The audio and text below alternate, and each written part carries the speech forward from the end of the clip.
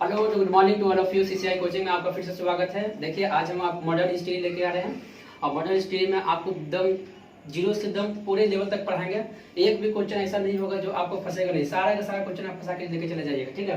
तो आप लोग ध्यान से पढ़िएगा। जो बच्चा 10वां क्लास में है इसी मॉडर्न हिस्ट्री को मैंने आधुनिक हिस्ट्री को गांधी इरा मैंने गांधीवादी युग को राष्ट्रवाद के नाम से दिया गया आपके चैप्टर में, अन्य भारत में राष्ट्रवाद कब आया। तो आप लोग ध्यान से सुनते रहिएगा। अब बाकी जितने बच्चे पढ़ रहे हैं 11th और 12th हो, कंपटीशन वाले जो भी बच्चे हो, सभी के बारे में एक बार में आपको पढ़ा देंगे। दोबारा पढ़ने की जरूरत नहीं है। एक बार पढ़ने की जरूरत होती है, बार बार पढ़ने की जरूरत नहीं होती है। चलिए, गांधी जी का जन्म 2 अक्टूबर 1869 में हुआ था, ठीक है। महात्मा गांधी जी का पूरा नाम मोहनदास करमचंद गांधी, पिता का नाम। चलिए लिखने की बात करते हैं।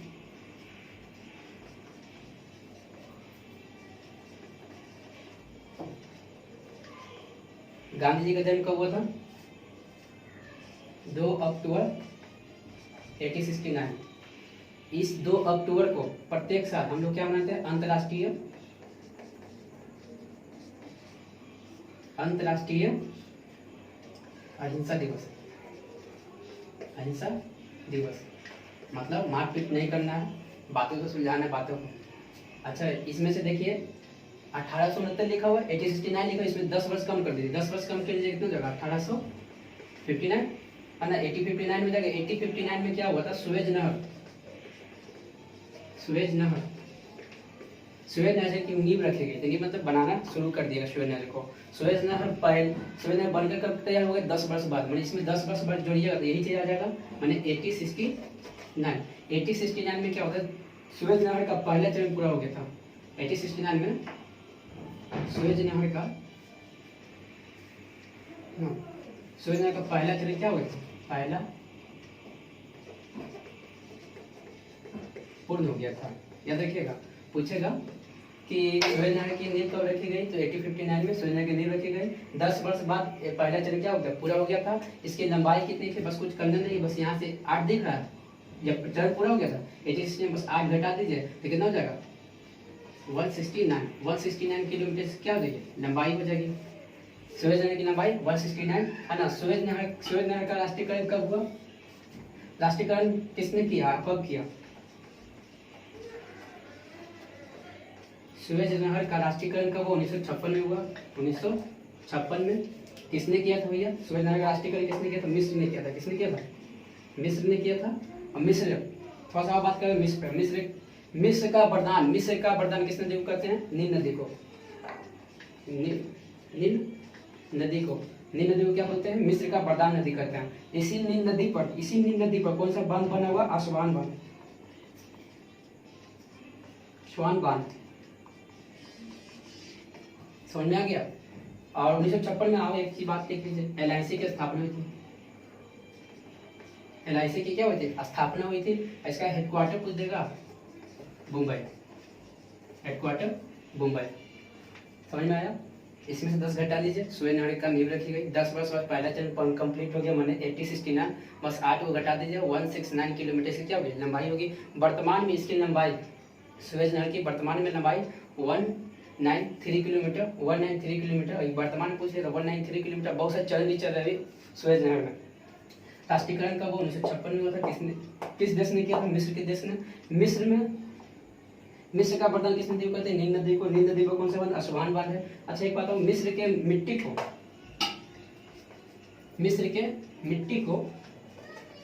मिट्टी को कीमिया बोलते हैं। कीमिया मतलब काले रंग का मिट्टी, है ना। इसी से शुरू हुआ था केमिस्ट्री। वैसी मिट्टी से शुरू हो गया था क्या चीज? केमिस्ट्री। क्या देखिएगा,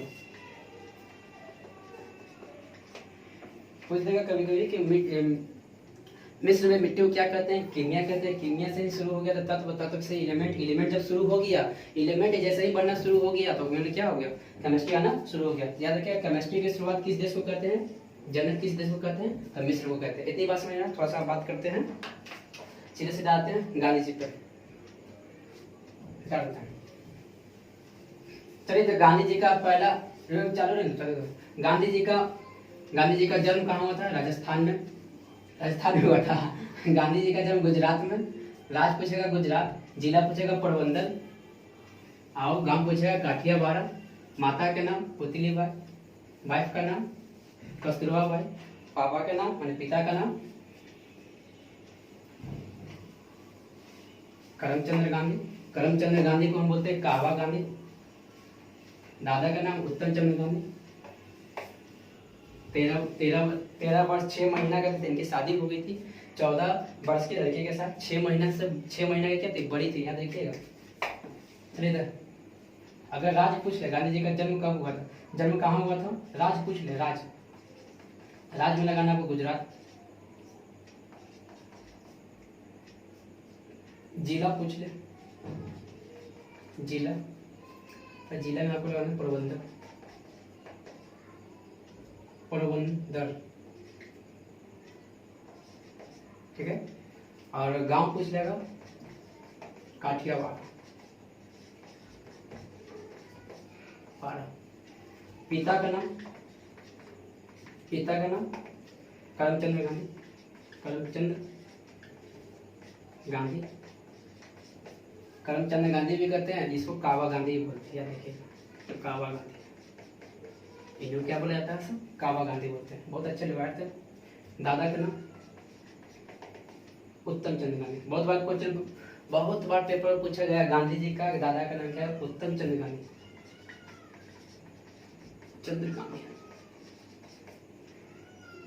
माता का नाम पुतलीबाई। पत्नी का नाम यानी पत्नी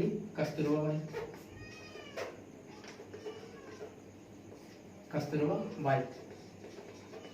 अच्छा, गांधी जी का उम्र कितना वर्ष था तो उस समय शादी हो गया था गांधी जी का? इस समय गांधी जी का एमजी मतलब गांधी जी का उम्र था 13 वर्ष 6 माह, और इनकी वाइफ का उम्र कितना था, 14 वर्ष। याद रखिएगा, वाइफ का उम्र था 14 वर्ष और इनका खुद का उम्र था 13 वर्ष 6 महीने, मैंने 6 महीने की इनकी वाइफ क्या थी, बड़ी थी। पुत्र कितने थे, 4 थे। पुत्र के वो थे 4 पुत्र थे। कौन कौन है, हरिलाल, मणिलाल,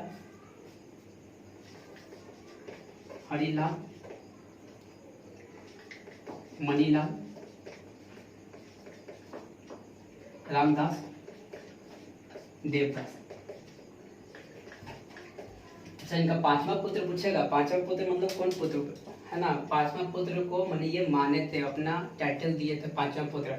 समझिएगा, 5वां पुत्र इनका क्या था, कौन थे, है ना, राय बहादुर जमनालाल बजाज। 5वां पुत्र अगर पूछ देता कभी कभी पेपर में कि बताइए गांधी जी का 5वां पुत्र किसे मानते थे, तो आपको लगाना राय बहादुर जमनालाल बजाज।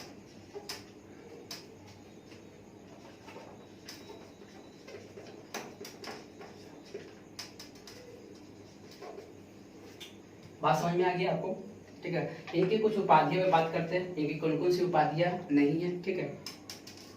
पहले 2 अक्टूबर नवरत्ता मान लेना आप लोग। गुजरात जिला प्रबंधक, गांव कटियावाड़, पिता का नाम करमचंद, ये बहुत इंपॉर्टेंट है। करमचंद गांधी को कावा गांधी कहते हैं, उत्तम चंद्र गांधी पूछा गया बहुत बार। माता का नाम पुतलीबाई, पत्नी का नाम कस्तूरबा बाई, 14 वर्ष 13 माह के खुद थे, ठीक है। 4 वो पुत्र थे, हरि लाइन से लिखे हैं, हरिलाल, मणिलाल, रामदास, देवदास।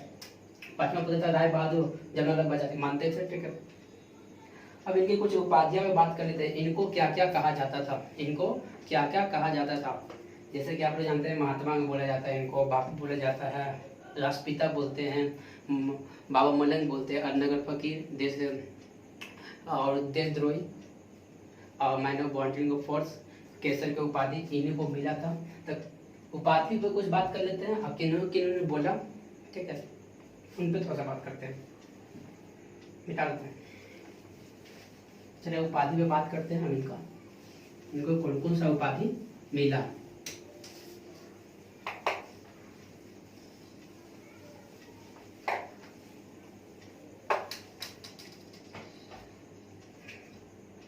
इधर हो गया उपाधि, इधर हो जाएगा किसने दिया। पहले तो महात्मा को उपाधि ली, महात्मा किसने कहा, बापू किसने कहा, राष्ट्रपिता किसने कहा, बाबा मलंग,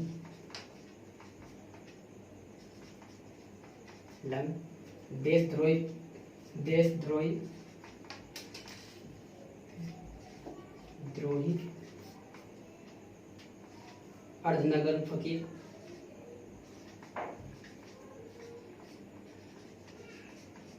अर्धनगर फकीर, अमाइन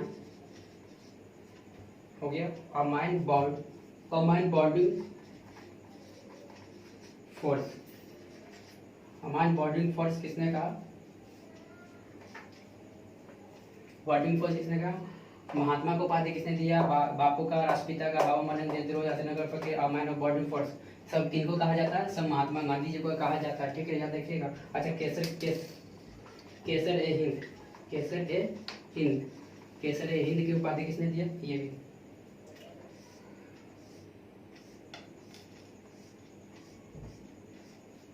महात्मा गांधी सभी को जानते हैं। RNT माने रविन्द्रनाथ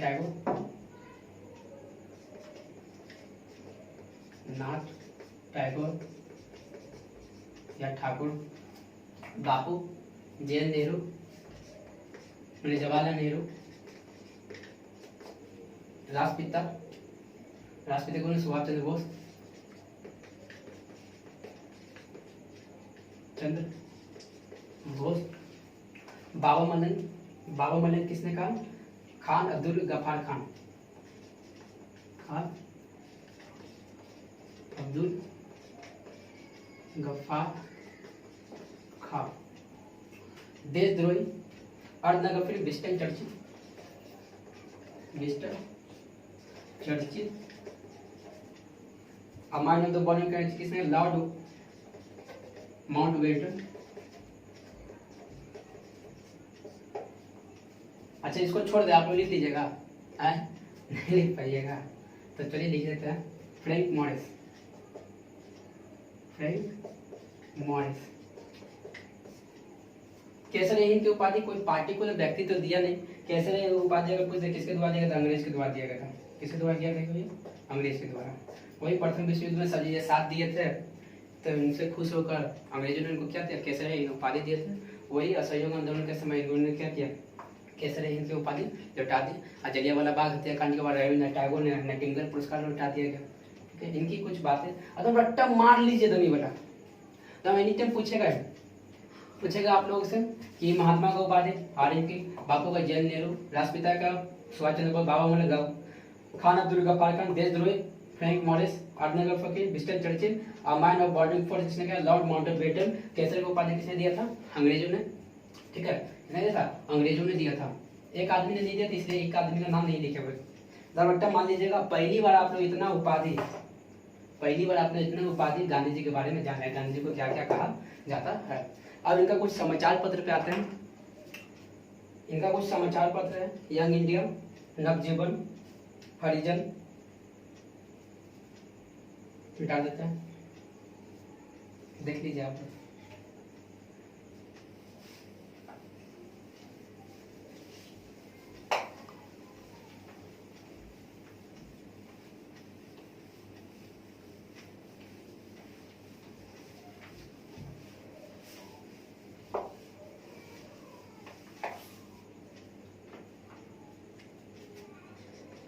समाचार पत्र, ये सभी समाचार पत्र हैं। बहुत टिपिकल कर देता है तब जब इसका पूछ देता है समय और किस भाषा में लिखा गया वो, तब डिफिकल्ट हो जाता है। यंग इंडिया, जगह यंग इंडिया क्या था? पुस्तक के समाचार पत्र था। आपको समाचार पत्र पे लेगा, सभी समाचार पत्र लिखवाए, ठीक है ना। यंग इंडिया कब लिखा गया? वही जलियांवाला बाग हत्याकांड के समय 1919। किस मतलब कि ये खुद ही इंग्लिश में लिखा हुआ, यंग अबाउट इंडिया। इंग्लिश में तो कौन सा भाषा लिखा है? इंग्लिश। जैसे आपको याद करना कर लीजिए, वो आपको टेंशन है। नवजीवन कब? 1919 में लिखा गया। अच्छा, इनको जीवन कहाँ मिला? पुस्तक के मैंने बताइए कि नवजीवन किस भाषा में लिखा है। बड़ा डिफिकल्ट कर देता तब बच्चे लोग को। ऐसा में याद करना कि बच्चे बता रहे हैं, कोई टिली कुड़ी खाए नहीं। जीवन इनको कहाँ मिला था? गुजरात में। देखिए इसको गुजराती भाषा में लिखा गया। किस भाषा में? गुजराती भाषा में। हरिजन ये हरिजन पता है कब लिखा गया? 26 सितंबर 1932 को। 26 सितंबर 1932 को जब गांधी जी है ना, गांधी जी से मिलने कौन गए थे? पुनः यादवाबाद जेल में पुनः फैक्ट किनके बीच हुआ? पुनः समझौता किसके किसके बीच हुआ? गांधी जी और कौन थे जी संविधान निर्माता? डॉक्टर निर्माता कौन थे? भीमराव अम्बेडकर, डॉक्टर भीमराव अम्बेडकर, है ना। ये दोनों के बीच क्या होता है? समझौता होता है। डॉक्टर भीमराव अम्बेडकर ने बोला सभी लोग हमको क्या कहते हैं? दलित कहते हैं, हमको अच्छा नहीं लगता है। तो गांधी जी ने बोला ठीक है, आज से तुमको कोई दलित उलित नहीं कहेगा। तो 1932 26 सितंबर 1932 में दोनों में समझौता हुआ। बोला ठीक है, आप मेरा साथ दीजिए, हम आपको आज के बाद कोई भी आपको दलित नहीं बोलेगा। तो गांधी जी ने कहा कि आपको आज से सभी कोई हरिजन बोलेगा। हरिजन माने हरि का जन, विष्णु का जन। इतना अच्छा नाम दिए गांधी जी, लोगों ने उसको भी खराब कर दिया। हरे हरिजन, है ना। इस तरह का बात बोल बोल को उसको भी क्या किया? खराब कर दिया, है ना। तो मैंने इतना अच्छा बात बोले थे गांधी जी, हरि का जन। तो ये पत्रिका 1932 में पैक्ट हुआ, में समझौता हुआ। तो लिखेंगे कब? 1933 में। हा से हरिजन, हा से हिंदी, याद रखिएगा। किस भाषा में लिखा हुआ? हिंदी भाषा में। अब तो इनका ये हो गया। अच्छा एक और लिख लीजिए, Indian opinion. Indian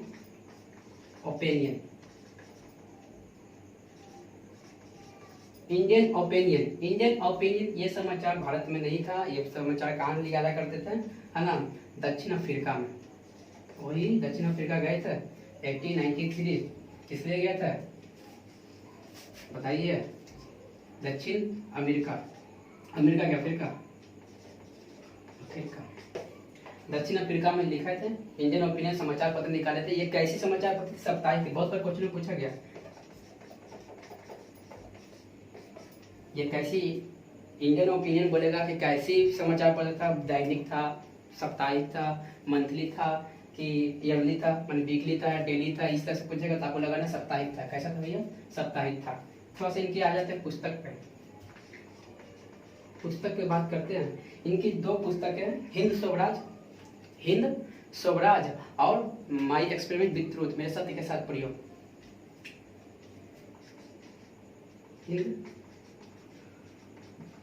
Hind Swaraj. और इनका एक पुस्तक और है कौन सी? माई एक्सपेरिमेंट विद ट्रूथ, मतलब कि मेरे सत्य के साथ प्रयोग। मेरे सत्य के साथ प्रयोग, माई एक्सपेरिमेंट विथ ट्रूथ। इसमें दिक्कत है, माई एक्सपेरिमेंट विथ ट्रूथ। अच्छा आप ये बता दीजिए कि दोनों किस भाषा में लिखा गया? माई एक्सपेरिमेंट विथ ट्रूथ जो पुस्तक है इनका, ये कौन सा? ये पुस्तक है लेकिन कैसा? आत्मकथा है। आत्मकथा है। तो आत्मकथा है तो कोई भी आत्मकथा उसी भाषा में लिखता है। जैसे लिखने का को जो भी ना कि लिखेगा वही भाषा में, जहाँ उनकी जन्म होती है, अपने मातृभूमि से प्यार होता है, तो ये लिखेंगे गुजराती में, गुजराती भाषा में लिखें। ये हिंद स्वराज भी गुजराती भाषा में लिखा हुआ। आपको खाली ये बताना है कि हिंद स्वराज जो पुस्तक है वो कब लिखी? हिंद स्वराज है ना, और हिंद स्वराज का कब लिखा था? 1909 में। 1909 में लिखा गया। आइए बता दीजिए मेरे सत्य का साथ प्रयोग। हम सोच रहे हैं कि छोड़ देते हैं, आप लोग बताइएगा कितना, आप लोग कमेंट करके बताइएगा कि कब लिखे थे मेरे सत्य के साथ प्रयोग। जब चलिए हिंट्स दे देते अभी। जब RRS का क्या हुआ था? RRS का क्या हुआ था? स्थापना हुआ था उसी समय, माने 1925 में। 1925 में मेरे सत्य का साथ प्रयोग लिया था। यह कैसी आत्मकथा है? मेरे एक्सपेरिमेंट विद ट्रूथ। आप लोगों को समझ में आ रहा होगा। अब इनकी कुछ पर्सनली बात पे आता है। ये होगी अब तो वही बता दिए। अब आते हैं थोड़ा सा इनके बात करते हैं। हाँ इनका, अच्छा ये जो हिंद स्वराज है, हिंद स्वराज ये गांधी जी खाली नहीं लिखे थे। इनका चेला चपटिया होगा पर्सनल असिस्टेंट, वो भी इनको लिखे थे। जो पर्सनल असिस्टेंट में कौन थे बताइए आप लोग? सबको महादेव देसाई सभी को जानते हैं कि गांधी जी का क्या था? पर्सनल सचिव था, मतलब कि निजी सचिव सबको जानता है। महादेव देसाई थे। ठीक है। प्रश्न सचिव महादेव देसाई। लेकिन पेपर में अगर ये नहीं आता है महादेव देसाई तो क्या कीजिएगा, तो बस प्रभु का नाम गाइएगा। आप क्या, ये प्रभु कैसा कोई नाम, पढ़े आए नहीं, पढ़े आई भी नहीं किया है ना, तो लगा लीजिएगा प्यारे लाल, प्यारे लाल, प्यारे लाल। ठीक है, आप लोग तेरा इसको ध्यान दीजिएगा, बहुत बार पूछा है कब कब है, नहीं कितनी भाषा में लिखा गया। निजी सचिव प्यारे महादेव देसाई सभी को जाता है, प्यारे लाल। ये नहीं आएगा पेपर में तो लगा लीजिएगा प्यारे लाल। चलिए मिटाते हैं, स्टॉप करो, मिटाते हैं। अब इनका कुछ प्रिय भजन सुन लीजिए। इनका पहला प्रिय भजन कौन सा है, बस बच्चा से पूछते हैं ऑफलाइन में, तो पहला प्रिय भजन कौन है, बस गावे लगता है रघुपति राघव रागा राम पति प्रभु सीता राम ईश्वर ना तेरे नाम सबको सुन दे रखो। बल्कि ऐसा कुछ नहीं है, उनका प्रिय भजन था जनतो वैष्णव जनतो तहिए तहिए पीर पड़े परदाए, जो जाने वो पढ़ाए।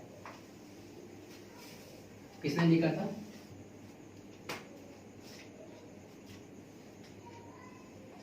पहला प्रिय भजन, प्रिय भजन कौन सा था, अरे यार वैष्णव जनतो प्रियता है पीर पड़े पर्दाए, जो जाने वो प्रिय है ना, इस तरह से था। अच्छा रचयिता बताइए, इनका रचयिता कौन है, लेखक कौन है, लेखक कौन है, लेखक कौन है भैया, नरसिंह मेहता, नरसिंह मेहता। रघुपति राग, इसका दूसरा गांधी जी का दूसरा प्रिय भजन हो गया रघुपति राग राग राम पति प्रभु सीता राम। दूसरा प्रिय भजन कौन है, रघुपति राघव पति राघव। इस तरह से राजा राम, इनका लेखक रचयिता पूछ देगा, कुछ भी लेखक बोले रचयिता बोले, बात लिखिए कौन है, विष्णु दिगंबर, विष्णु